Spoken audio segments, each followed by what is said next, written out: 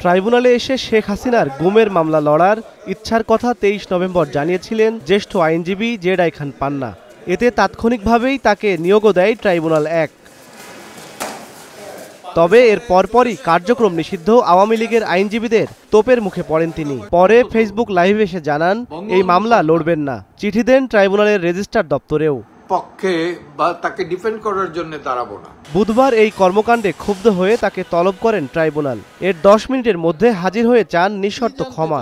হলো একদিকে এই প্রসিকিউশনের দেখাই বলছে যে ওনাদের বাহিনী, এবং আরেকদিকে হলো যে আওয়ামী লীগের যে সাপোর্টার, তাদের দুই দিকের যে উক্তি, তা তো আমি স্যান্ডউইচ হয়ে গেছি। অন্যদিকে গুমের মামলায় ১২ সেনা কর্মকর্তা সহ ১৭ জনের অভিযোগ গঠনের শুনানি করেছে রাষ্ট্রপক্ষ। এ সময় আওয়ামী লীগের শাসনামলে গুম নির্যাতনের বর্ণনা ও আসামিদের সম্পৃক্ততার বিষয়টি শুনানিতে উপস্থাপন করেন চিফ প্রসিকিউটর। সেখানে ছিল স্টিলের মইয়ের মতো বেড সদৃশ্য এক ধরনের যন্ত্র, যেটার সাথে হাত পা বেঁধে ঘড়ির কাঁটার উল্টা দিকে যেভাবে ঘুরানো হয় সেরকম করে ঘুরানোর ব্যবস্থা ছিল।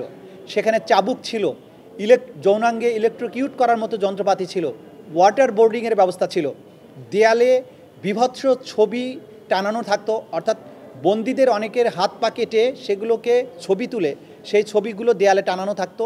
এছাড়া সাব জেল থেকে তাদের ভার্চুয়ালি হাজিরার আবেদন খারিজ করেন ট্রাইব্যুনাল। কেন আমরা ভার্চুয়াল অ্যাপিয়ারেন্স চাচ্ছি তাদেরকে, যাতে they are not expose to an environment, পরবর্তী যেটা একটা লিগ্যাল কমপ্লিকেশন বা প্রসিডিউরাল বা প্র্যাকটিসের কমপ্লিকেশন তৈরি করতে পারে, যে after they and I am confident যে there is a fair chance যে তারা বেকসুর খালাস পাবে, তখন যেন তারা সেনাবাহিনীতে ফিরে যেতে কোনো সমস্যা না হয়, এই বক্তব্য আমি দিয়েছি।